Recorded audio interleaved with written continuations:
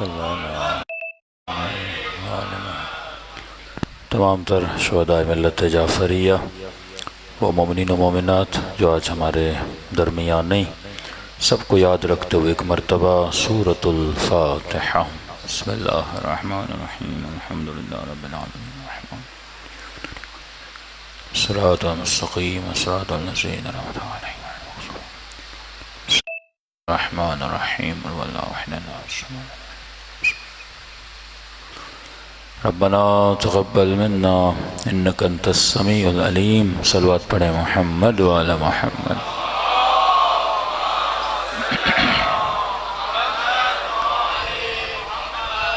بسم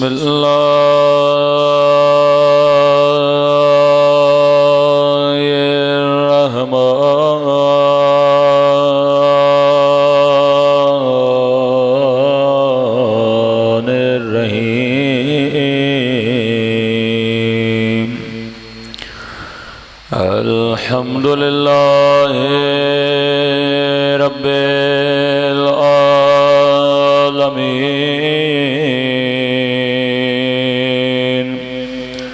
الحمد للہ کما هو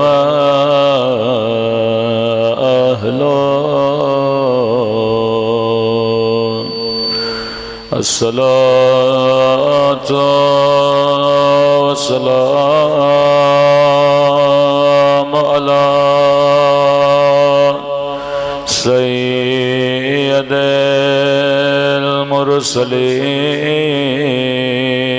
المرسلین وخاتم النبیین ابی القاسم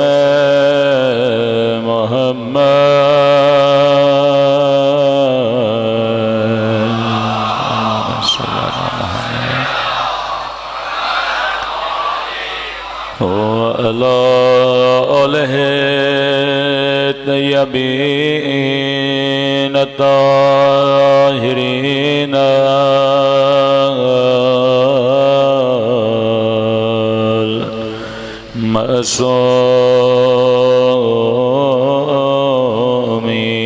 المعصومين۔ سب مل کے دعا امام زمان۔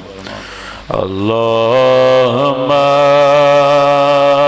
کل ولیک حجت ابن الحسن صلواتک علیہ وعلی آبائه فی هذه الساعة وفي كل وليا وحافظا وقائدا وناصرا ودليلا وعينا حتى تسكنه أرضك طوعا وتمتعه فيها طويلا برحمتك يا أرحم الراحمين۔ صلوات پڑھے محمد وعلی محمد۔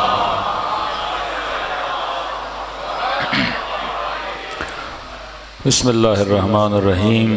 رب اشرح لی صدری ویسر لی امری واحلل عقدۃ من لسانی یفقہوا قولی، اما بعد فقد قال رسولنا الکریم ان الحسین مصباح الہدی وسفینۃ النجات۔ صلوات پڑھے محمد وعلی محمد۔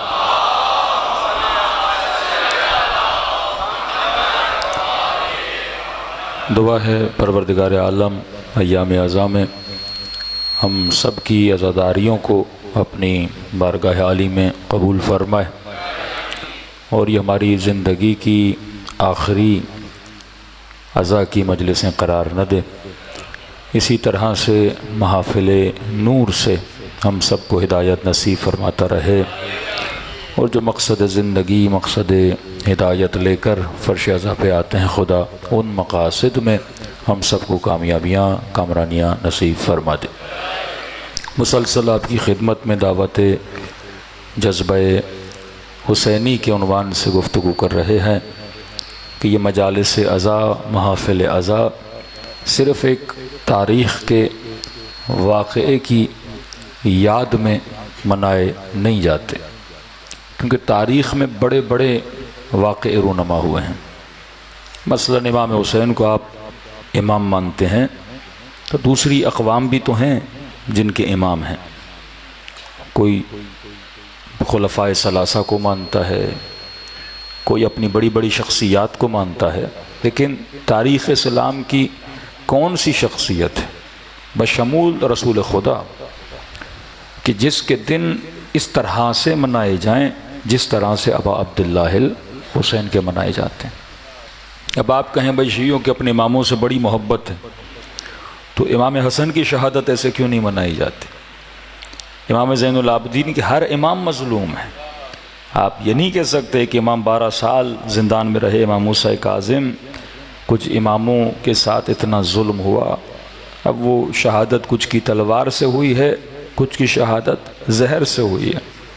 بہرحال مقام مصیبت ہے کہ ولی خدا کو شہید کیا جا رہا ہے، لیکن خدا نے جو خصوصیت امام حسین میں رکھی وہ کسی اور امام میں نہیں رکھی۔ یہ ایسے نہیں کہ آپ سمجھیں کہ امام شہید ہو گیا اور کرتے کرتے ایک انسان نے مجلس کرا دی، دوسرے نے علم نکال دیا، تو دیکھا دیکھی میں اتنی بڑی تہذیب اور اتنا بڑا تمدن اور اتنی بڑی سویلائزیشن کھڑی ہو گئی کہ آج پوری دنیا میں ہر شیعہ عزا امام حسین کو مناتا ہے۔ 10 دن مجلس تو ہر جگہ ہی ہوتی ہے، ایک کامن کلچر ہے۔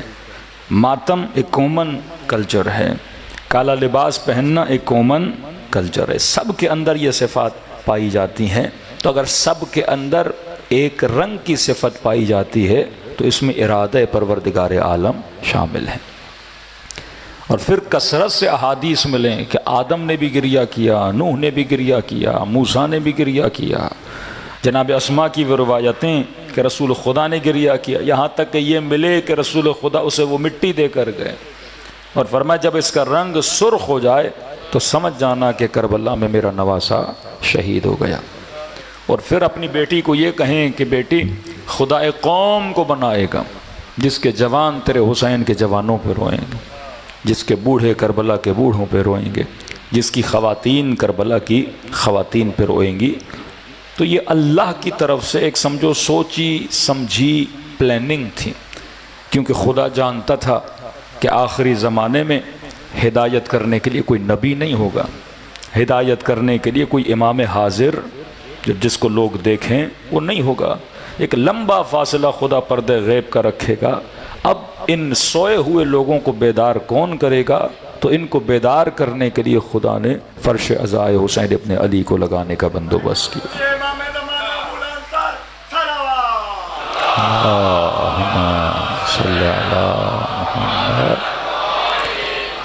تو مجلس عزا اعجاز الہی کا نام ہے، یہ معجزہ پروردگار عالم ہے کہ آپ سب کے دل اس طرح سے امام حسین کی طرف کھنچتے ہوئے چلے آتے ہیں۔ اور برکت کتنی ہے مجلس عزا کی، آپ پوری تاریخ اپنے بزرگوں سے پوچھیں تو کہتے ہیں پہلے 500 لوگ تھے، پھر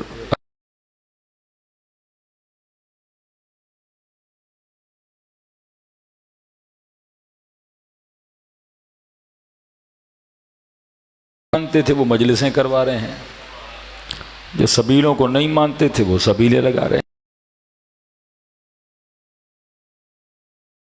اپنے مردوں کی یادیں منا رہے ہیں۔ تو کتنی بھی ضد میں، اب ضد کس کے ساتھ ہے؟ حسین ابن علی کے ساتھ، کہ جناب مثلاً تو وہ بھی اپنے ایک تو بڑوں کا ذکر منانا اجلاس و جلسہ دیکھ رہا تھا، میں کہ دیکھوں تو صحیح لوگ آئے ہیں، کتنی شرکت ہوئی ہے، تو اچھا خاصا مجمع تھا، ظاہر ایک دن کا ہوتا ہے، لیکن جب میں نے شکلیں دیکھیں تو شکلیں کراچی والوں کی تھیں نہیں.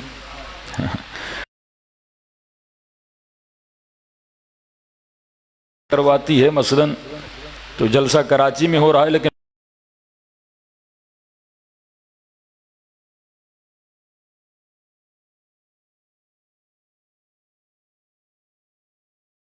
دن مناتے ہیں. آپ شکلیں دیکھیں گے، ایک تو آدھی شکلیں طالبان جیسی، اور عوام نہیں تھی، مطلب عام ناس نہیں تھے اس مجمع میں. مدارس سے آپ نے جمع کر دی اپنے ہم فکر مجمع جمع کر، تبھی یہ ایک دن کرتے ہیں. ان کو پتہ ہے 10 دن لوگوں کو اتنا یہاں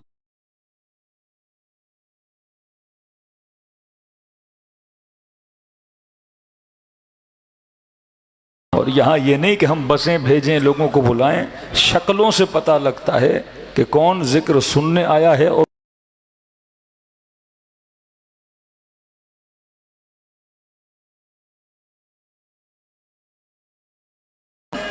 یاری امام حسین ہر دل پہ حکومت کرتے ہیں.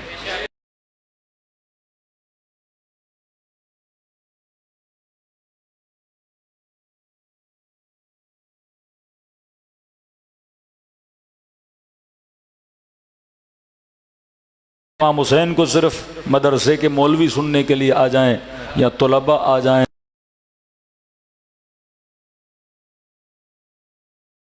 کا امام نہیں. حسین ہر اس کا امام ہے جس کے اندر انسانیت پائی جاتی ہے. ہاں؟ امام انسانیت ہے، امام حریت ہے. یوں کہ چلے جاؤ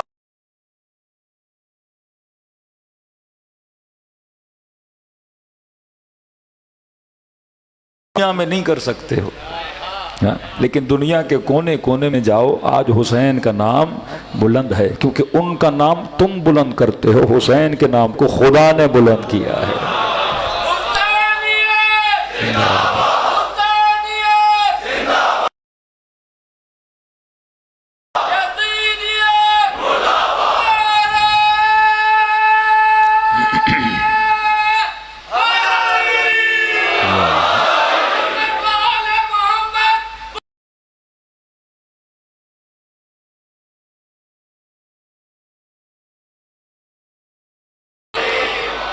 دوسری بات، جلسے تو نہیں ہیں، فیفا ہوتا ہے، لاکھوں لوگ فٹ بال اسٹیڈیم میں جمع ہو جاتے،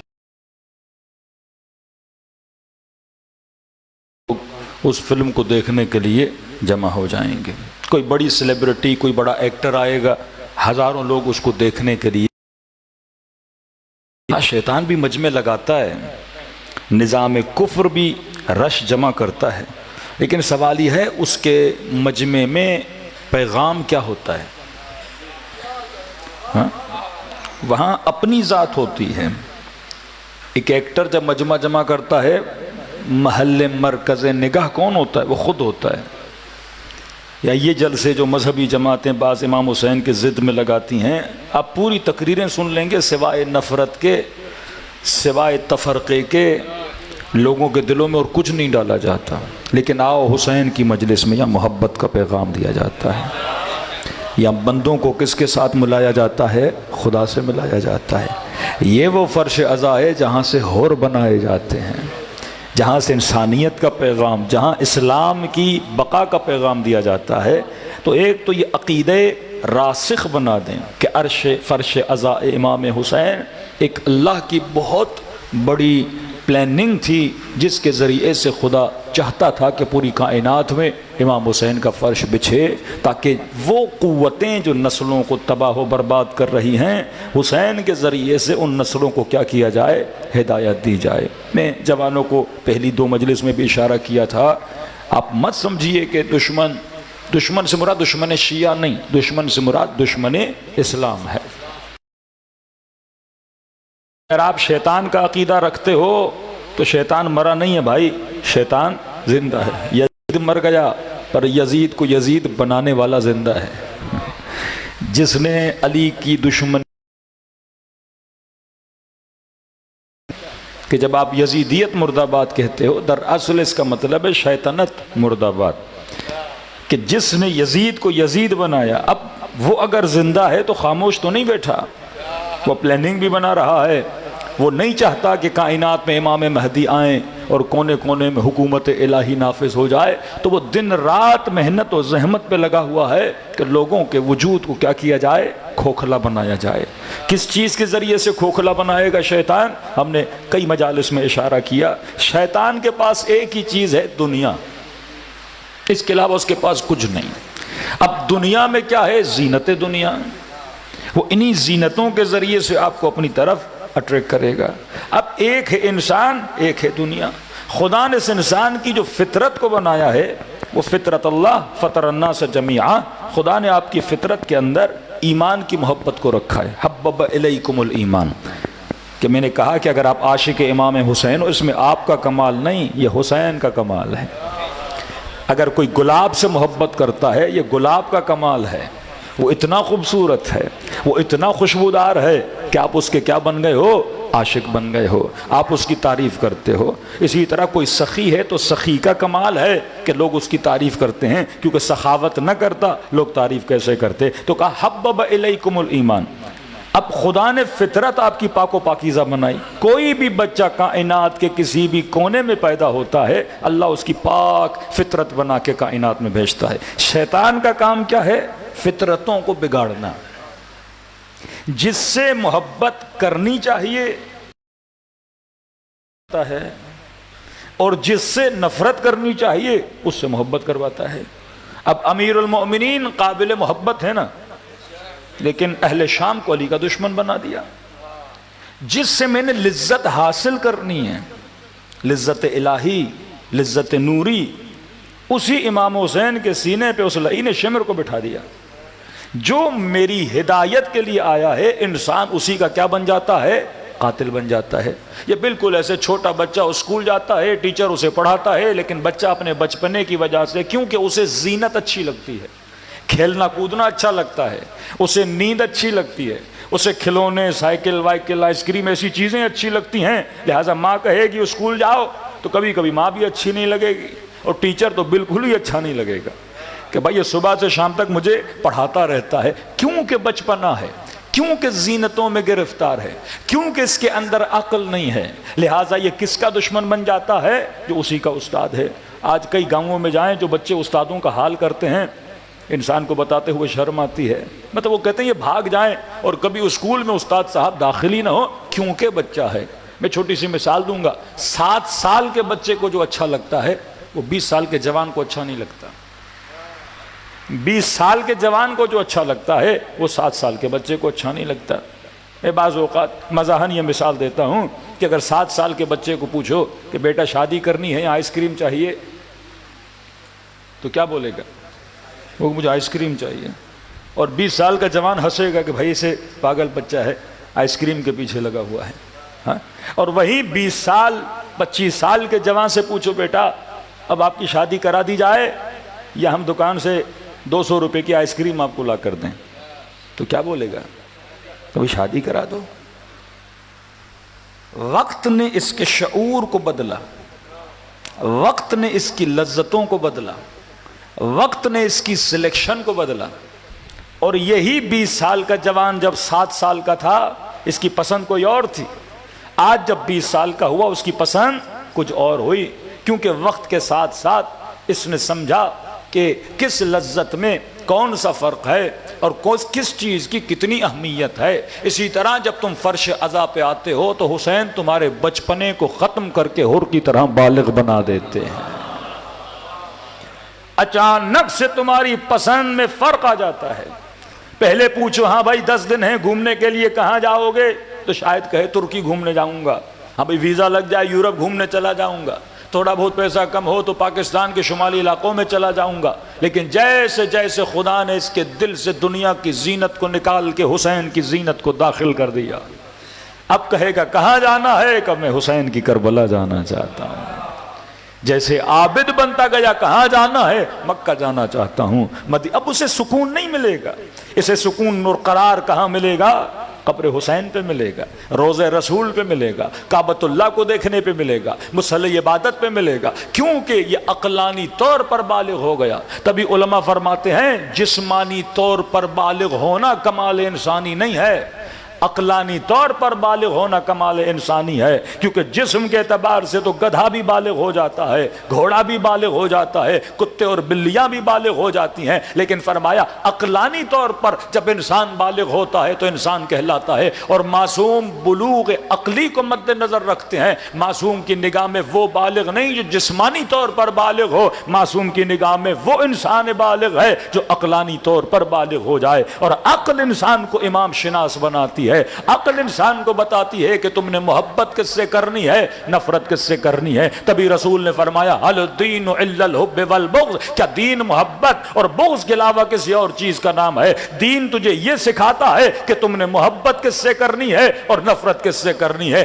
دین طیب کا عاشق بناتا ہے، خبیث سے دشمنی دلاتا ہے، وہ تجھے خبیثوں سے دور کر دیتا ہے۔ تو فرش ادا آپ کے قلب کو عاشق طیب بنانے کے لیے ہے کہ شیعہ کبھی بھی یزید جیسے خبیث سے محبت نہیں کر سکتا، شیعہ کبھی بھی دشمنان اہل بیت سے محبت نہیں کر سکتا، کیونکہ جو دشمن خدا ہو وہ دشمن انسان ہوتا ہے، جو دشمن رسول ہو وہ دشمن مسلمان ہوتا ہے۔ تو ہماری نسلوں کو فرش عزا پہ بلا کے صحیح اور غلط کے تصورات میں ڈھالا گیا تاکہ انسان کبھی بھی شیطان کے دھوکے میں نہ آئے۔ لیکن یاد رکھنا شیطان کے پاس جو حربے ہیں بڑے مختصر سے حربے ہیں۔ ایک تو وہ زینت دنیا کو بلند کرتا ہے اور اس میں اتنی کشش پیدا کرتا ہے کہ وہ آپ کو اپنی طرف کھینچتا ہے، بڑی بڑی بلڈنگیں، بڑے بڑے شہر، بڑی بڑی رونقیں، بڑی بڑی روشنیاں، شہوت کا بازار لگا دیتا ہے۔ یہ جتنے بھی آپ اس کے بازار دیکھیں رنگینیاں ہیں، دنیا کے حسینوں کو جمع کرتا ہے اور نوجوان کو اپنی طرف اٹریکٹ کرتا ہے۔ اب نوجوان کو اتنا سوچنا چاہیے کربلا میں بھی ایک حسین تھا، نام علی اکبر تھا، آج تک اس کے حسن کا ذکر ہوتا ہے۔ دنیا میں بھی کئی حسین ہیں۔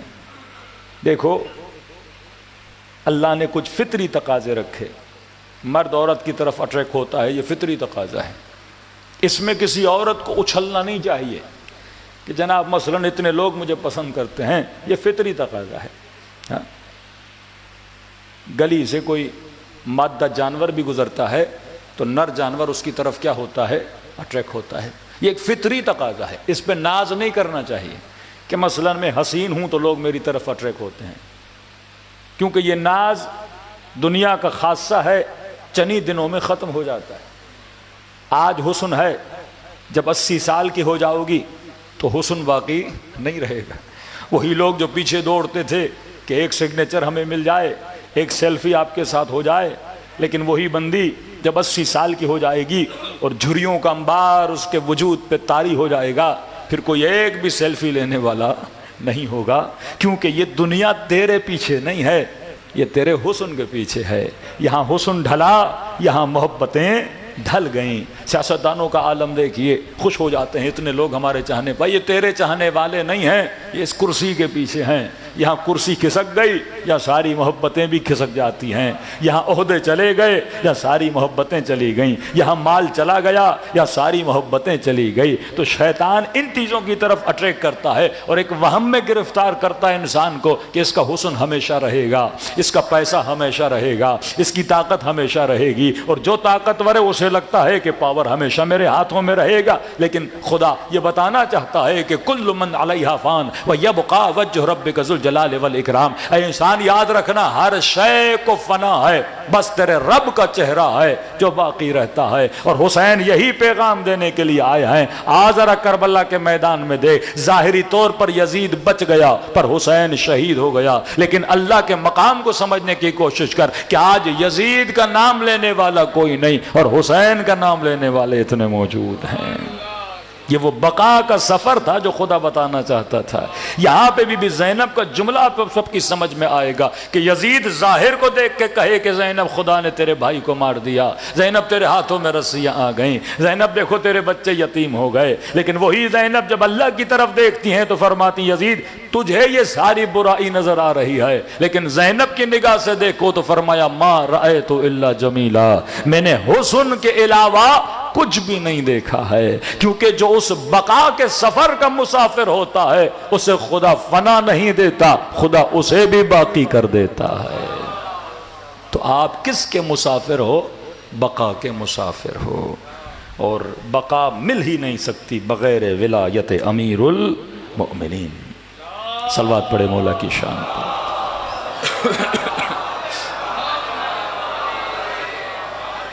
نہیں مل سکتی بغیر ولایت امیر المؤمنین۔ ہم نے مثال دی حضرت آدم کی کہ شیطان عابد تھا، شیطان زاہد تھا، شیطان موحد تھا، شیطان قیامت کو مانتا تھا۔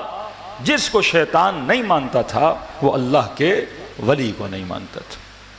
کہ شاید بچوں کے ذہنوں میں سوال ہو، بھئی خدا کو مانتا ہوں ولی کو ماننے کی کیا ضرورت ہے؟ کہ نہیں، خدا فیض دیتا ہی نہیں اگر ولی خدا کے سامنے جھکو نہیں، اگر ولی کو تسلیم نہ کرو۔ مجھے مانتے ہو، عبادت کرتے ہو، ولی کو مانو۔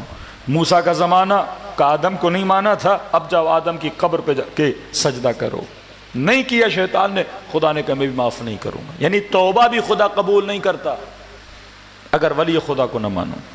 تبھی رسول فرماتے ہیں جو بھی دعا کرو تو شروع اور آخر میں مجھ پہ اور میری آل پہ صلوات بھیجو، توبہ بھی کرو تو مجھ پہ اور میری آل پہ صلوات بھیجو۔ کہ یا رسول اللہ شروع آخر میں صلوات کیوں؟ فرمایا صلوات ان دو پروں کی طرح ہے جو تمہاری دعا کو فرج سے عرش الہی تک لے کر جاتی ہے۔ ایسے ہی دعائیں کرتے رہو لیکن ان کو یاد نہ کرو، تو فرمایا تب تک دعا قبول نہیں ہوتی۔ اہمیت ولایت ہے۔ میں نے جسم روح کی مثال دی، کل میں نے پیش امام کی مثال دی آپ کو کہ اگر پوری دنیا عبادت کرے، شاید ذہنوں میں سوال ہو بھائی اتنی عبادتیں خدا ضائع کر دے گا؟ کہ ضائع کر دے گا۔ اگر تمہارا امام صحیح نہیں ہے، اگر تم دائرے ولایت میں نہیں ہو، اللہ کے بعد تم کس کے پیچھے چل رہے ہو خدا یہ دیکھتا ہے۔ جس کے پیچھے ہو اگر وہ امام حق ہے تو نمازیں قبول ہیں، اگر وہ امام جور ہے تو نمازیں بھی قابل قبول نہیں ہیں۔ آپ ایسے سمجھو کہ ولایت بیک اپ کا نام ہے۔ آپ نے ایک درخت کا پودا لگایا اور اسے آپ پانی دیتے ہو تو وہ درخت کیا ہوتا ہے؟ تنومند ہوتا ہے۔ ولایت وہ آب حیات ہے کہ جو آپ کی نمازوں کو طاقتور بناتی ہے، جو آپ کے روزوں کو طاقتور بناتی ہے، جو آپ کے راز و نیاز کو طاقتور بناتی ہے۔ میں نے مثال دی کہ مثلا آپ کو پتہ چلے کہ یزید صاحب آئے ہوئے ہیں اور وہ کہہ رہے ہیں میں نماز پڑھاؤں گا، لوگ میرے پیچھے نماز پڑھیں، اور مثلا 1,00,000 لوگ اس کے پیچھے کھڑے ہو جائیں اور لوگ کہیں واہ واہ کیا نماز پڑھی لوگوں نے، اتنی رقت تھی نماز میں، ہاں اتنا گریا تھا نماز میں، اتنا خشوع سے لوگ نماز پڑھ رہے تھے۔ اب قیامت کے دن خدا نمازیوں کو اٹھائے اور کہ خدا ہماری نمازیں کہاں گئی؟ تو اللہ کی آواز آئے گی جو نماز یزید کے پیچھے پڑھی جائے وہ خدا دربار میں قبول نہیں کرتا۔ اللہ صرف نمازی کو نہیں دیکھتا، تمہارے امام کو بھی دیکھتا ہے۔ یہ حدیث کے جملے یوم ندعو کل اناس بامامہم، قیامت کے دن ہر انسان کو اس کے امام کے ساتھ اٹھایا جائے گا۔ امام کون تھا تمہارا؟ حسین امام تھے تمہارے؟ امام کون تھا تمہارا؟ یزید امام تھا تمہارا؟ علی امام تھے تمہارے؟ امیر شام امام تھے تمہارے؟ اب بعض لوگ بچنا چاہتے ہیں، کہتے ہیں علی امام ہے، امیر شام امام ہے، پھر کون تیرا امام ہے؟ نفس تیرا امام ہے، شیطان تیرا امام ہے۔ امیر المومنین نے جو فرمایا ہے کہ تیسرا کو بھی کوئی راستہ ہے کہ لوگ کہتے ہیں علی کی طرف جائیں گے نہ اس کی طرف جائیں گے، کہ اگر کوئی تیسرا راستہ ہے تو علی کو آ کر بتاؤ کہ اللہ نے 2 ہی راستے بتائے ہیں، یا حق ہے یا باطل ہے، یہ تم نے فیصلہ کرنا ہے کہ تم کس کے پیچھے چلو گے۔ یہ کہہ کر بچ نہیں سکتے کہ جناب نہ اس طرف ہیں نہ اس طرف ہیں، یہ تیسرا طرف ہے کون؟ پھر منافقت کا راستہ ہے کہ بندہ دل میں تو کسی کے ساتھ ہو پر زباں پر اظہار نہ کرے۔ شیعہ منافق نہیں ہے، علی اعلان بتاتا ہے کہ ہم کس کے ساتھ ہیں؟ علی ابن ابی طالب کے ساتھ ہیں، اور رسول کی مصدقہ حدیث ہیں کہ علی تو حق کے ساتھ ہے، حق تیرے ساتھ ہے، اور فرمایا جہاں علی جاتے ہیں وہاں حق جاتا ہے۔ یہ انسان نے دنیا میں فیصلہ کرنا ہے کہ میں نے کس کا ساتھ دینا ہے۔ کل میں نے چھوٹی سی مثال بھی آپ کو دی تھی نا، اس شخص کی جو بیٹے کے خواب میں آیا۔ یہ مکتب کس کا مکتب ہے؟ حکمت کا مکتب ہے۔ یہاں جو بھی ایکشن و ایکٹیویٹی کرو سوچا کرو کہ اس میں معصوم مجھے کیا سمجھانا چاہتے ہیں۔ ہم شیعہ دفنانے کے بعد کیا پڑھتے ہیں؟ تلقین۔ تلقین کیا ہے؟ مردے کو جو مر چکا، جس کا سرٹیفکیٹ لائے دا باڈی از ایکسپائر ہے. ایکسپائر کا مطلب کیا؟ سائنس کی زبان میں، میڈیکل کی زبان میں، بھائی جناب ختم ہو چکے، مطلب اس کے اندر جتنی وائرنگ تھی، کنیکشن تھے، وہ سارے کے سارے کیا ہیں؟ ڈیڈ ہیں. اب کانوں سے سن نہیں سکتا، آنکھوں سے دیکھ نہیں سکتا، زبان سے بول نہیں سکتا، دل اب اس کا دھڑکتا نہیں ہے، دماغ اب چلتا نہیں ہے. اب ایکسپٹ کر کے کہ جناب ڈیڈ ہے، اسے قبر میں لٹا کے شیعہ ہلاتے ہیں، کہتے ہیں اسمع، سنو، افہم، سمجھو. اب کوئی غیر شیعہ اوپر ہوگا، کہیں گے یہ تو پاگل ہیں بھائی، ایک بندہ مر گیا اسے ہلا رہے ہیں، کہ ابھی بھی ان کو شاید یقین نہیں ہے کہ مر گیا ہے، اور اسے ابھی بھی ہلا کے کہہ رہے ہیں سن اور سمجھ، تجھ سے پوچھا جائے گا تمہارا امام کون ہے. آیت اللہ بروجردی جب دنیا سے گئے تو ایک عالم دین اور ان کے خادم قبر میں اترے، کہتے جب آقا بروجردی کو ہلایا جا رہا تھا نا، کہا اسمع وافہم، تم آپ سے پوچھا جائے گا آپ کا امام کون ہے. کہ آقا بروجردی کی آواز آ رہی تھی علی میرا امام ہے. تو عالم کہتا ہے میں نے خادم کو کہا آپ بھی سن رہے ہیں؟ کہ ہمیں بھی سن رہا ہوں. مر چکے ہیں، ہاسپٹل نے لکھ دیا ہے کہ دنیا سے جا چکے ہیں، لیکن روح کا بدن کے ساتھ اتنا تعلق ہے کہ ابھی بھی بدن جواب دے رہا ہے کہ میرا امام کون ہے؟ علی ہے. میرا رب کون ہے؟ اللہ ہے. شہید حسینی کے لیے مشہور ہے نا، کہ جب وہ ایران کے بڑے عالم دین غالباً عراقی، مجھے نام یاد نہیں ہے، جب آئے اور شہید حسینی کو سلام کیا، شہید حسینی نے جواب دیا. بدن سے روح نکل چکی ہے لیکن تعلق اتنا مضبوط ہے اپنے بدن کے ساتھ. بعض لوگ واقعاً، یہ میں نے ویڈیوز بھی دیکھی ہیں، کہ دفنایا ہوا ہے، مومن کفن میں لپٹا ہوا ہے، اور ذاکر یا نوح خان امام حسین کا نوحہ پڑھتا ہے، اور اس جنازے کی آنکھوں سے آنسو آتے ہیں. مطلب یہ اتنا جذب حسین ہو چکا ہے کہ مرنے کے بعد بھی آنکھ رو رہی ہے. اتنا جذب خدا ہو چکا ہے کہ مرنے کے بعد بھی بدن صدا دے رہا ہے. لیکن اس کی حکمت کیا ہے کہ آپ کسی کو ہلاتے ہو؟ علماء فرماتے ہیں سب کو پتا ہے کہ مردہ سنتا نہیں ہے، اور اسے کیا سنانا جو پوری زندگی علی کا نام لیتا رہا، جو دن میں 5 وقت کی نماز پڑھتے ہوئے اللہ اکبر کہتا رہا، وہ بھول جائے گا کہ میرا خدا کون ہے؟ جو ہر نماز میں کلمہ پڑھتا رہا اشہدو ان محمد رسول، اب بھول جائے گا میرا نبی محمد ہے. کوئی ایسا مسلمان ہے جس کے گھر میں قرآن نہ ہو، کیا وہ بھول جائے گا کہ میری کتاب مثلا قرآن نہیں ہے؟ فرمائیے اسے نہیں ہلایا جاتا. یہ ایک مظہر ہے کہ جو اس قبر کے اوپر کھڑے ہیں، اصل میں اسے ہلا کے انہیں جگایا جاتا ہے. یہ جو زندہ نما مردے کھڑے ہیں، جنہیں بالکل احساس نہیں ہے کہ میں نے بھی ایک دن اسی قبر میں جانا ہے، کہ یہ انہیں ان جاگ نما کو جگایا جاتا ہے کہ مرنے کے بعد کتنا بھی ہلایا جائے گا کوئی اٹھتا نہیں ہے. ابھی سن، ابھی بیدار ہو جا کہ تجھ سے پوچھا جائے گا تمہارا امام کون ہے. اور پھر بیٹے سے کہا کہ بیٹا میں نے جواب تو دیا پر ملائکوں نے بہت مارا. اور پھر ملائکوں سے پوچھا کہ بھائی مار کیوں رہے ہو؟ کہ جواب غلط دے رہا ہوں. کہ جواب تو صحیح دے رہے ہو پر جھوٹ بول رہے ہو. اگر قرآن تیری کتاب تھی تو نے زندگی میں اس قرآن پر عمل کیوں نہیں کیا تھا؟ اگر علی تیرا امام تھا تو علی کی سیرت پہ چلے کیوں نہیں تھے؟ زبان سے تو کہتے تھے علی تیرا امام ہے لیکن چلتے شیطان کے پیچھے تھے. زبان سے تو کہتے تھے محمد میرا امام ہے لیکن چلے تو علی کے دشمنوں کے پیچھے تھے. تو وہاں عمل کو دیکھا جاتا ہے، الفاظ کو دیکھا نہیں جاتا ہے۔ تبھی قرآن کہتا ہے وہاں مومن و منافق کا پتہ اس کے چہرے سے چلتا ہے، اگر چہرہ نورانی ہے تو سمجھو جنتی ہے۔ لیکن بعض لوگ آئیں گے قردۃ خاسئین، یہ قرآن کے الفاظ ہیں کہ بعض لوگوں کی شکلیں انسانوں کی شکلوں کی طرح نہیں ہوں گی، جانوروں کی شکلوں کی طرح ہوں گی۔ وہاں عمل کو تجسم خدا دے گا اور عمل کا جسم بن کے قیامت میں چلے گا، کہ ان کی شکلوں سے پتہ چلے گا یہ آل رسول کے ماننے والے نہیں تھے، یہ دشمن و زور کے نظام کے ماننے والے تھے۔ تبھی آپ جب بھی وضو کرتے ہو اور چہرے پہ پانی ڈالتے ہو تو معصومین کہتے ہیں یہ دعا کیا کرو کہ اللہم بیض وجہی یوم تسود الوجوہ، اے خدا وہ دن جس دن چہروں کو سیاہی میں بدلا جائے گا اس دن میرے چہرے کو نورانی بنا دینا۔ نعرہ تکبیر، اللہ نعرہ تکبیر، نعرہ رسالت، نعرہ رسالت، نعرہ ولایت، نعرہ ولایت، نعرہ حیدری۔ اور اس مقام تک انسان پہنچ ہی نہیں سکتا جب تک اہل ولایت نہ بنے۔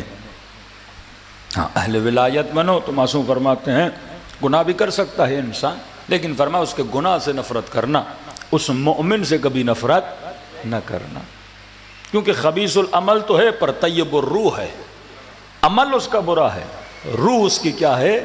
طیب ہے، کیونکہ کس کا ماننے والا ہے؟ امیر المومنین کا ماننے والا۔ میرے پاس 10 سے 15 منٹ ہیں، بس آخری خلاصے کے چند جملے۔ تو فرمایا پھر کبھی ایسا نہ ہو، معصومین حد تعادل بناتے تھے کہ ایسا نہ ہو کہ لوگ کبھی خدا کی رحمت کو اتنا سنیں اور رحمت کو سنتے سنتے کہیں بھائی درخت کے پتے جتنے گناہ ہوں، ریت کے ذرے جتنے گناہ ہوں، ستاروں جتنے گناہ ہوں، خدا تو اتنا رحم الراحمین ہے، سب کے گناہوں کو کیا کر دیتا ہے؟ بخش دیتا ہے۔ ایسا نہ ہو کہ شیطان رحمت خدا کو وسیلہ یہ گناہ بنا دے، تیرے اندر اتنی امید بڑھا دے۔ مثلا ایک استاد ہے، شاگرد کبھی غلطی کرتا ہے، معاف کر دیا، دوبارہ معاف کر دیا، تیسری بار، اس سے شاگرد کیا ہوگا؟ جری ہوگا، وہ کہے گا میں کچھ بھی کر لوں استاد مجھے کچھ کہنے والا نہیں ہے۔ بیٹے نے بڑے سے بڑا گناہ کیا، ماں نے کہا کوئی بات نہیں بیٹا ہے، باپ کو کہا معاف کر دو۔ بڑے سے بڑی چوری کی، ماں نے کہا بھائی معاف کر دو۔ اتنا بھی ماں کو نرم دل نہیں ہونا چاہیے کہ اس کے اندر، اس کے دل سے خوف کیا ہو جائے؟ ختم ہو جائے۔ کبھی آپ قرآن پڑھتے ہو تو ایسے لگتا ہے بھائی جنت ہے ہی میری، پھر سورہ واقعہ کھولتے ہو پھر انسان کے اندر کیا پیدا ہو جاتا ہے؟ خوف پیدا ہو جاتا ہے۔ دعائے کمیل پڑھتے ہو اللہمان الحفیظ، پھر امیر المومنین کی ولایت کے فضائل سنتے ہو پھر تھوڑا دل باغ باغ ہو جاتا ہے۔ ہاں یہ دونوں پڑھ لے اہل بیت نے بتائے کہ انذار بھی ہو تبشیر بھی ہو۔ جب انذار کرواتے ہیں، جب تبشیر کا مطلب یہ ہے تجھے بتاتے ہیں خدا کیا ہے؟ رؤوف ہے، رحمان ہے، بندوں کا رفیق ہے، دوست ہے، پسند کرتا ہے۔ ہم اہل بیت اس سے محبت کرتے ہیں، ماں باپ سے زیادہ ہم تجھ سے محبت کرتے ہیں۔ اب رابطہ دو طرفہ ہو، مولا فرماتے ہیں اگر ہم محبت کرتے ہیں تو بدلے میں ہمیں محبت چاہیے، اگر ہم تمہارے ساتھ دوستی کر رہے ہیں تو بدلے میں جفا نہیں چاہیے، بدلے میں ہمیں کیا چاہیے؟ دوستی چاہیے۔ وہ شاعر کا شعر میں نے کل سنایا کہ ایسا نہیں کہ معاملہ حشر علی کے ساتھ ہے تو جو دل میں آئے کرو، تو مولانا نے فرمایا ایسے کہو اگر حشر کا معاملہ علی کے ہاتھ میں ہے تو رخ علی سے شرم کرو اور کم گناہ کرو۔ تو ایک تو یہ ہے کہ ہم ولایت کو مانیں تو صحیح، لیکن ایسا نہ ہو غلو کا شکار ہو جائیں اور یہ ہم سمجھیں کہ جو بھی ہمارے من میں آئے ہم کرنے کو تیار ہو جائیں۔ پھر دوسری منزل ہے اگر اہل ولایت ہو، اگر اہل بیت سے محبت کرتے ہو تو مولا فرماتے اہل ولایت کوئی بن ہی نہیں سکتا جب تک شیعہ کا خیال نہ رکھے۔ اہل ولایت ہوتا وہ ہے مومن کا خیال رکھے۔ فرمایا اگر تم کسی مومن کو خوش کرو گے، گویا تم نے اس مومن کو خوش نہیں کیا بلکہ کسے خوش کیا؟ ہمیں خوش کیا۔ تم علی کے شیعہ ہو ہی نہیں سکتے کہ تم نعرے تو بڑے بڑے لگاؤ، حسین پر گریہ تو بہت کرو، لیکن تجھے کسی حسین کے چاہنے والے کا گریہ نظر نہ آئے، تجھے کسی مومن کی تکلیف نظر نہ آئے، تیرے بچے سکون میں ہوں لیکن تجھے اس کے بچوں کی بھوک نظر نہ آئے، تیری بیٹی کی شادی تو بڑے شاندار طریقے سے ہو لیکن وہ بندہ اپنی بیٹی کی شادی کے جہیز کے لیے پریشان ہو، اللہ فرماتے تو کیسا میرا شیعہ ہے؟ جناب مختلف واقعات آپ سنتے ہیں امام زمانہ کے. علی ابن مہزیار کو یہی کہا جب شیعہ کا مولا 20 سال گزر گئے، میں ہر سال آتا تھا، کہ علی ابن مہزیار 20 سال سے تو اپنی سگی بہن سے ناراض تھا، تو کیسے توقع رکھ سکتا ہے تو میرے کسی شیعہ سے قطع تعلق کرے گا اور تو امام زمانہ سے مل سکتا ہے؟ فرمایا اس سال ہم نے تمہارے دل میں ڈالا. 20 سال سے آ رہے تھے لیکن شاید تو متوجہ نہیں تھا اپنی غلطی کی طرف. اس سال تو بہن کے پاس گیا، تو نے عیادت کی، جب تو نے بہن کے ساتھ شفقت کے ساتھ پیش آئے تو تیرے امام نے بھی تجھے زیارت کے لیے یہاں بلایا ہوا ہے. آج در بدر گھوم رہے ہو، امام زمانہ کو راضی کرنا ہے. کسی مومن کو راضی کر رضایت امام زمانہ ہے. کسی علی والے کے مشکل کو حل کر، یہی رضایت امام زمانہ ہے. تو میرے عزیز، ولایت کمپلیٹ ہو ہی نہیں سکتی. زیارت عاشوراء کے جملے، فصل اللہ الذی اکرمنی بمعرفتکم، یہ جملہ سنو. کیا مانگتے ہو خدا سے؟ فاسأل اللہ الذی اکرمنی بمعرفتکم، میں خدا کا شکر ادا کرتا ہوں کہ خدا نے آپ کی معرفت. اور صرف آپ کی معرفت کافی نہیں کہ آپ کہیں مجھے علی کی معرفت ہے، مولا سے بڑا عشق ہے، میں نجف جاتا ہوں، میں کربلا جاتا ہوں. پہلی منزل ہے معرفت اہل بیت ومعرفت اولیائکم. دوسری منزل، یہ 3 چیزیں اگر آپ کے پاس ہوں گی تو آپ کی آخرت بنے گی. بمعرفتکم، آپ کی معرفت، ومعرفت اولیائکم، اور جو آپ کے چاہنے والے ہیں مجھے ان کی معرفت بھی عطا فرما. آپ مولا علی سے تو محبت کرتے ہو پر علی والے سے محبت نہ کرو. مولا حسین سے تو محبت کرو پر عزادار حسین سے محبت نہ کرو. ومعرفت اولیائکم ورزقن البراءۃ من اعدائکم.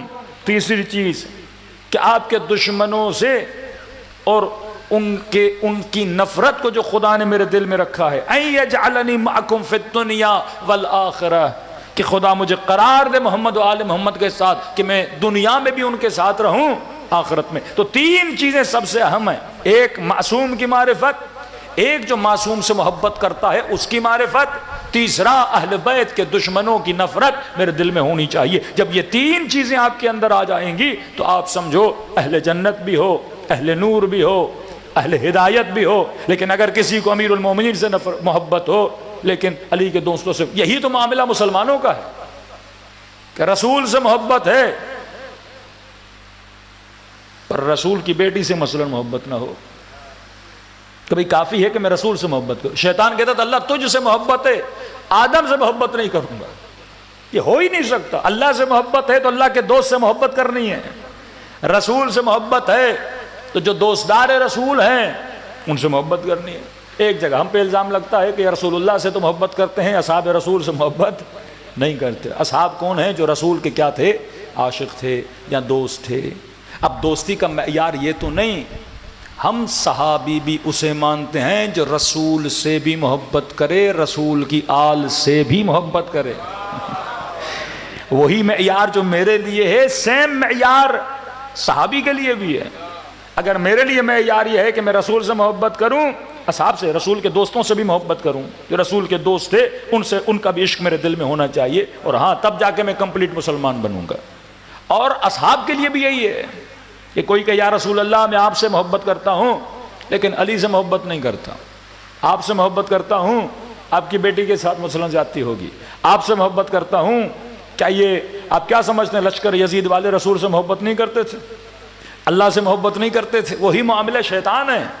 عابد تھے، زاہد تھے، حاجی تھے، لیکن جس سے محبت نہیں کرتے تھے وہ ذات ابا عبداللہ الحسین تھی.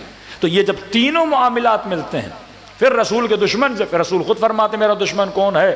فرمایا فاطمہ تو بضعۃ منی، میرے جگر کا ٹکڑا ہے. من ابغضها فقط ابغضنی، جس نے اس سے بغض کیا یا جس نے اس سے محبت کی اس نے مجھ سے محبت کی. جس نے اسے غضبناک کیا اس نے مجھے غضبناک کیا، اور جس نے مجھے غضبناک کیا اس نے خدا کو غضبناک کیا. یہ پوری رسی ہے. یہ نہیں کہ میں رسول کو غضبناک کروں اور اللہ کے دربار میں مصلی پہ بیٹھ جاؤں. یہ نہیں میں رسول کو خوش کروں لیکن علی کو غضبناک کروں، سیدہ فاطمہ کو غضبناک کروں. اور یہ بھی نہیں کہ میں نے رسول کو بھی خوش کیا، سیدہ کو بھی خوش کیا، امام حسین کو بھی خوش کیا لیکن مولا حسین کے عزادار کو ناراض کیا. یہ سلسلہ ایک دوسرے کے ساتھ ملا ہوا ہے. فرمایا مؤمن ہو. مؤمن کا مطلب یہ ہے کہ دوستدار اہل بیت بھی بنو. علی ابن یقطین، تاریخ کا بہت بڑا کردار ہے علی ابن یقطین. امام موسیٰ کاظم کے زمانے میں امام نے صلوات پڑھے مولا کی شان پر.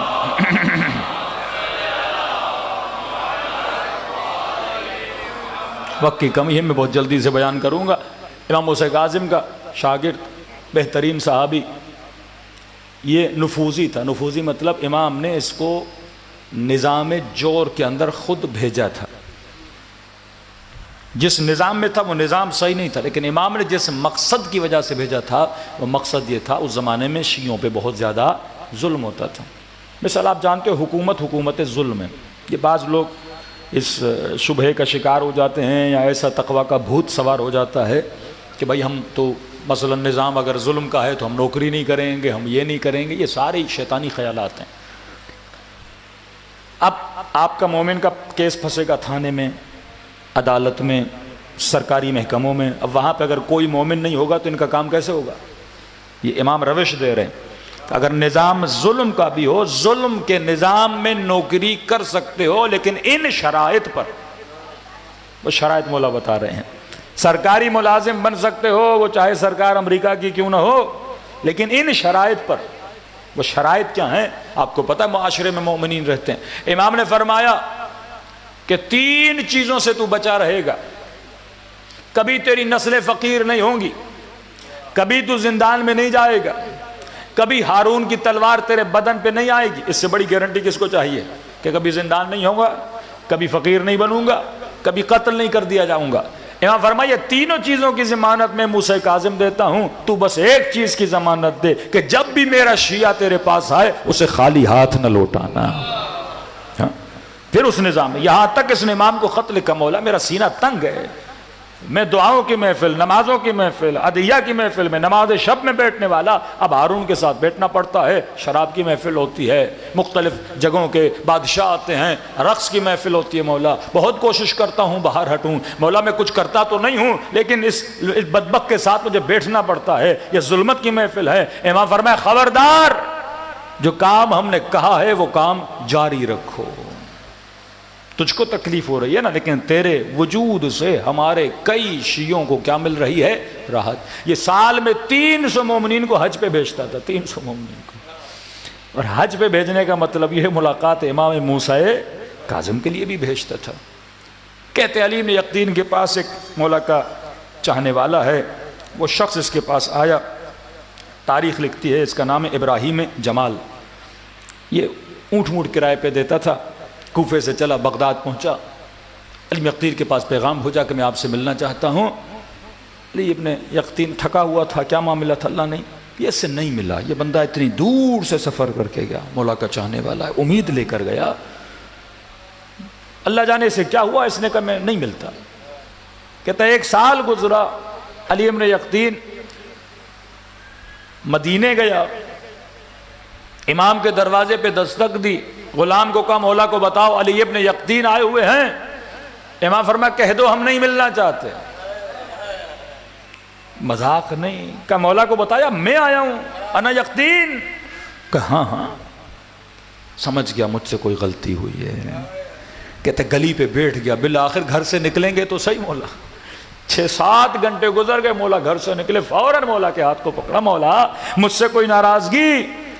امام نے فرمایا اگر میرا شیعہ تجھ سے راضی نہیں تو میں تجھ سے کیسے راضی ہوں گا.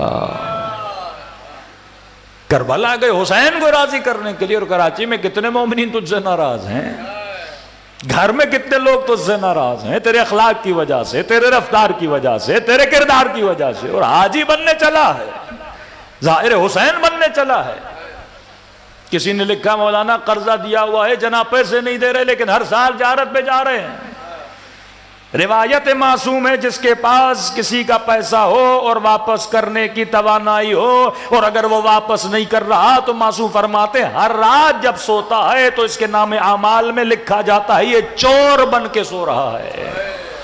ہر روز لکھا جاتا ہے یہ چور ہے، یہ چور ہے، یہ چور ہے. سختی ہے معصومین کے یہاں، کسی کا حق ادا نہ کرو. تو کہا مولا میں نے کیا غلطی؟ امام نے فرمایا وہ جمال آیا تھا تو نے اسے واپس کر دیا تھا، جب تک وہ راضی نہیں ہوگا میں تم سے راضی نہیں ہوں گا۔ کہتا ہے وہیں سے چلا، بغداد سے کوفہ گیا، کوفہ پہنچا، اس کے دروازے پہ دستک دی، اتنا پریشان، وہ بندہ پریشان، بادشاہ کا وزیر تھا علی بن یقطین، کوئی مذاق نہیں ہے، اتنا بلند پایا شخص دروازے پہ کہا علی بن یقطین کہاں؟ مجھ غریب کا گھر کہاں؟ آپ گھر آئیے جلدی جلدی، آپ کے لیے کوئی سفرہ لگاؤں، پتہ نہیں تھا، مہمان نوازی یہ وہ۔ کہا نہیں میں گھر نہیں آؤں گا، بس دروازے سے واپس جاؤں گا۔ کہا میرا مولا مجھ سے ناراض ہے، میرا آقا مجھ سے ناراض ہے، کیونکہ تو مجھ سے ناراض ہے۔ کہا علی بن یقطین اگر مجھے پتا ہوتا میں کبھی تجھ سے ناراض نہ ہوتا، میں نے رضایت دی، میں نے دل سے ساری ناراضگیاں ختم کی، اتنے پریشان ہونے کی ضرورت نہیں ہے۔ کہ علی بن یقطین گھٹنوں پہ بیٹھے اور اپنا سر زمین پہ رکھا، کہ ایسے نہیں، اپنا پاؤں میرے رخسار پہ رکھو، میں نے مولا کو ناراض کیا ہے، تکبر آ گیا میرے اندر، غرور آ گیا میرے اندر، توڑوں گا اپنے نفس کو۔ پاؤں رکھا، کہے کا وزیر، کہاں کا رتبہ، کہاں کا مقام، یہ ضمانت تو معصوم نے دی، میں بچا ہوا ہوں۔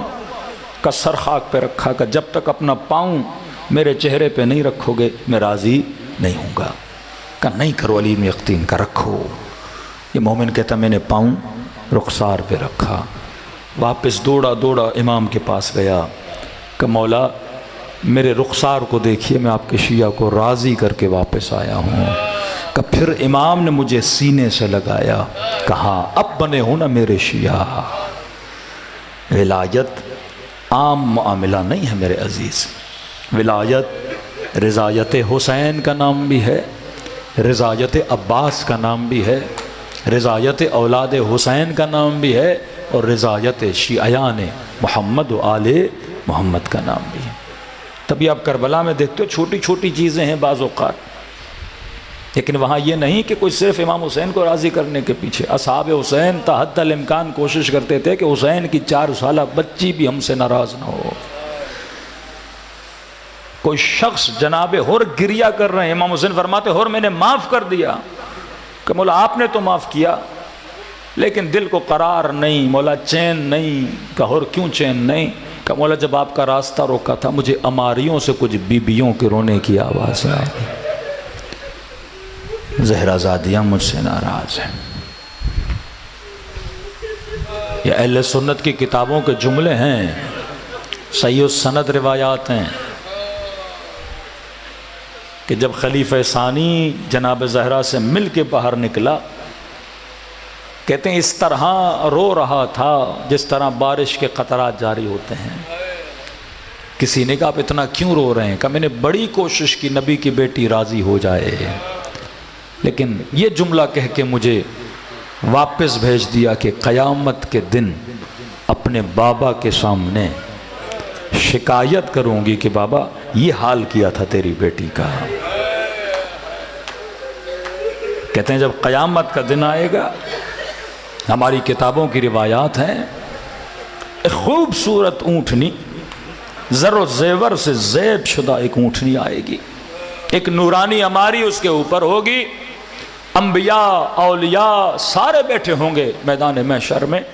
کہتے ہیں ایک مرتبہ نادی نہیں، خود خدا کی آواز آئے گی کہ غضوا ابصارکم، اپنی آنکھوں کو بند کرو، مصطفیٰ کی بیٹی آ گئی ہے۔ کہتے ہیں ادب سے سر جھک جائیں گے، ادب سے سر جھک جائیں گے۔ کہتے ہیں وہ اس نوری عماری سے سیدہ اپنے ہاتھوں کو اٹھائیں گی، کہتے پہلا سوال یہ کریں گی کہ پروردگارا میں اس امت سے اتنا پوچھنا چاہتی ہوں کہ میرے حسین کا قصور کیا تھا، میرے حسین نے بگاڑا کیا تھا۔ کہتے ایک ہاتھ میں حسین کا خون بھرا کرتا اٹھائیں گی، پھر روایت میں ہے کہ دوسرے ہاتھ میں عباس کے کٹے ہوئے بازو اٹھائیں گے۔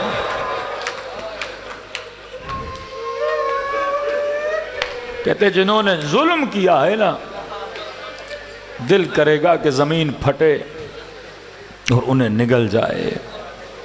یہ میدان محشر نہیں ہوگا، وہاں پر بھی مصائب ابا عبداللہ الحسین کو پڑھا جائے گا، وہ تکلیفیں دی امام حسین کو جس کا تصور ہم نہیں کر سکتے، کہ حسین ایک ہی وقت میں باپ بھی ہیں، چچا بھی ہیں، ماموں بھی ہیں، بھائی بھی ہیں، تو کبھی بھتیجے کا لاشا اٹھا رہے ہیں، کبھی بھائی کے کٹے ہوئے بازو اٹھا رہے ہیں، کبھی بھتیجوں کے ننے سے لاشیں اٹھا رہے ہیں، اور اسی ایک وقت میں حسین باپ بھی ہے، کبھی 6 مہینے کے بچے کا ننا سا بدن۔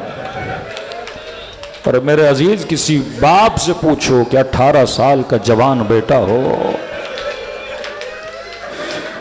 اس کا لاشا اٹھانا کتنا مشکل ہوتا ہے۔ اتنی فکر کرتے تھے امام حسین کہ جب حر کا بیٹا شہید ہوا تو امام نے اسے آگے نہیں بھیجا کہ بیٹا ہے اور تیرے لیے مشکل ہوگا لاشا اٹھانا، لیکن تاریخ لکھتی ہے جب حسین کا اپنا جوان بیٹا کربلا میں گیا، کیا گزری ابا عبداللہ الحسین پہ۔ کہتے ہیں ابن زیاد کے دربار میں جب یہ کٹے ہوئے سر لائے گئے تو لعین سفرے پہ بیٹھ کے کھانا کھا رہا تھا۔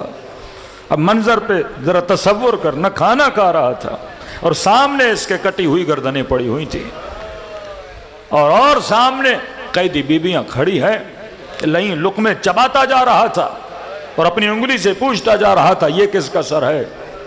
کوئی کہتا تھا امیر یا عباس کا سر ہے، یہ کس کا سر ہے، یہ حسین کے بھائی قاسم کے بیٹے کا سر ہے، یہ کس کا سر ہے کہ یہ اون محمد کے سر ہے، یہ کس کا سر ہے کہ یہ حبیب ابن مظاہر کا سر ہے۔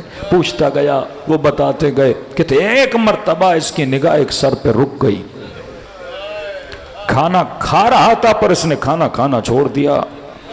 کہا یہ کس کا سر ہے، کہا امیر حسین کا ایک بیٹا تھا،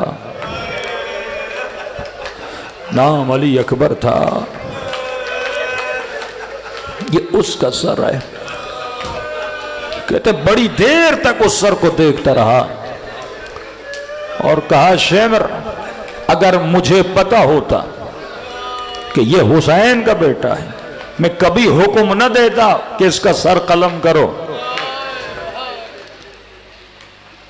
کہ امیر میں سمجھا نہیں کہ اگر مجھے پتا ہوتا ایسا بیٹا ہے میں کبھی تجھے حکم نہ دیتا کہ حسین کا سر قلم کرو۔ کہ امیر میں پھر بھی نہیں سمجھا کہ ارے جس کا اتنا حسین بیٹا ہو اسے مارنے کی ضرورت نہیں، وہ اسے دیکھ کے خود ہی مر جاتا۔ اب تصور کرو پورے سفر میں زینب کبریٰ پہ کیا گزری، امام زین العابدین پہ کیا گزری۔ دلوں کو کربلا کی طرف روانہ کریں، آخری دن ہیں، خلوص دل سے سلام کریں۔ تبھی امام زین العابدین فرماتے جب مجلس میں یہ نہ سوچا کرو تو اکیلا آیا ہے، فرماتے تیرے استقبال کے لیے ہم آتے ہیں۔ چھٹے ماں فرماتے ابھی تو رویا نہیں تو رونا چاہتا ہے، تم سب کے سروں کے پیچھے میری دادی زہرا کھڑی ہو جاتی ہے، دعا کے لیے ہاتھوں کو بلند کرتی ہیں، اے خدا یہ میرے حسین کا زادار ہے، میں زہرا اس سے راضی، تو بھی اس سے راضی ہو جا۔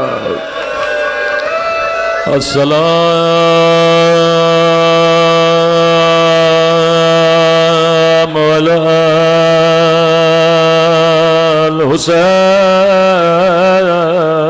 الحسین وعلی علی ابن الحسین وعلی بیت حسین وعلی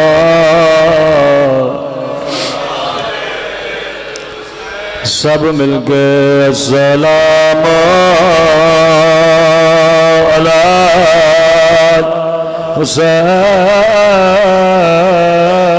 حسین وعلی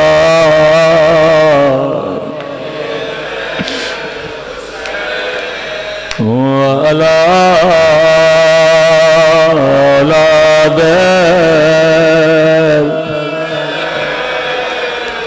وعلى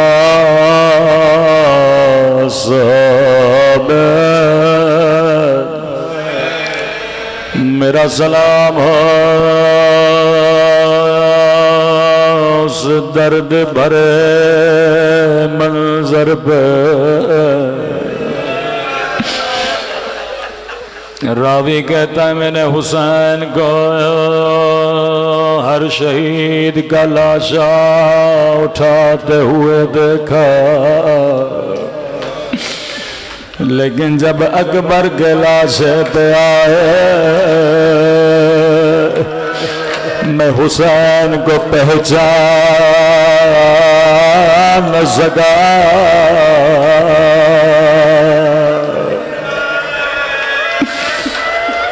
سر کے بال سفید ہو گئے، داڑھی کے بال سفید ہو گئے۔ جب بیٹے نے آواز دیا اب بتایا بابا میں گھوڑے سے گر گیا، لکھتا ہے جیسے چھوٹا بچہ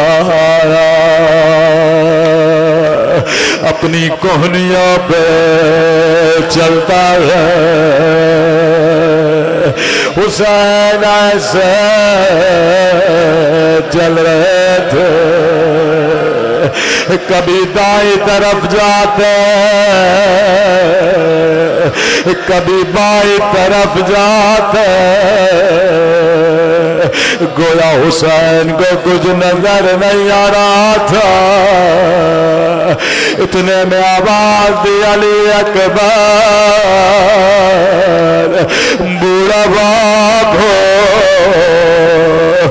بیٹا مجھے کچھ نظر نہیں آتا۔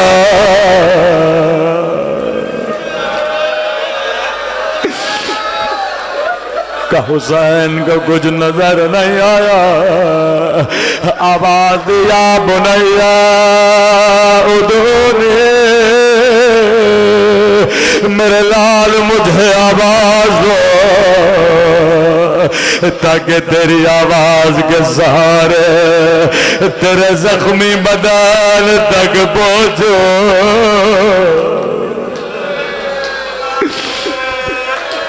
اکبر نے آواز دیا ابدا الیہ الیہ، کجے سے بیٹے کے لاشے پہ پہنچے۔ اکبر اے کاش تیرا بھی کوئی جوان بیٹا ہوگا، بابا زندگی میں تو نے مجھ سے کچھ نہیں مانگا، میرے لال جو چاہیے بابا سے مانگو۔ آخری سانس لیتے ہوئے کا بابا الحدید قد ثقلنی والعطش قد قتلنی، بابا لوہے کے وزن نے پیاس نے مجھے مار ڈالا۔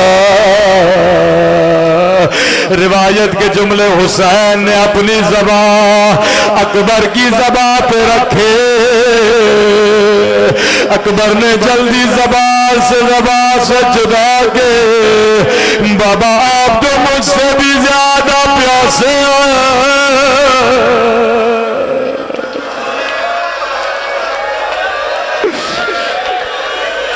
بابا بابا آپ کی زبان تو مجھ سے بھی زیادہ خشک ہے، بابا اگر زحمت نہ ہو مجھے خیموں میں لے چلیے، میں اماں سے کچھ باتیں کرنا چاہتا ہوں۔ جی میرے لال تجھے خیموں میں لے چلوں گا۔ راوی کہتا ایک ہاتھ حسین اکبر کے پاؤں کے نیچے دیا، دوسرا ہاتھ سر کے نیچے دیا، جیسے لاشا اٹھانا چاہا میرے مولا کے قدموں میں لرزہ طاری ہوا۔ لاشا پھر زمین پہ رکھ دیا. اکبر بوڑھا باپ ہو بیٹا لاشا اٹھایا نہیں جاتا.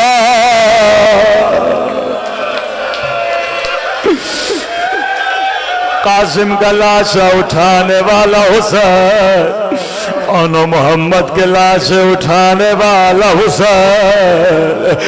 اکبر بوڑھا باپ ہو بیٹا اگر زحمت نہ ہو دونوں باہیں بابا کے گلے میں ڈالو تاکہ تیرے سہارے لاشا اٹھاؤ. راوی کہتا اکبر نے ایک ہاتھ بابا کی گردن میں ڈالا لیکن دوسرا ہاتھ سینے سے نہیں ہٹایا. میرے لال دوسرا ہاتھ بھی بابا کے گلے میں ڈالو. بابا آپ کو صدمہ دینا نہیں چاہتا. اکبر ہاتھ ہٹا میں تیرا صابر بابا ہوں. یہ ہاتھ کا ہٹنا تھا ایک برچھی کا ٹوٹا ہوا پھال علی اکبر کے سینے میں.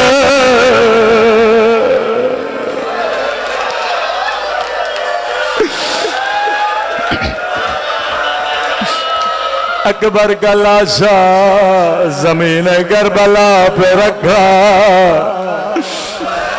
بابا میں نے کہا تھا میں آپ کو صدمہ دینا نہیں چاہتا. روایت کے جملے ہیں ایک ہاتھ حسین نے برچھی میں ڈالا دوسرا ہاتھ اکبر کے سینے پہ رکھا.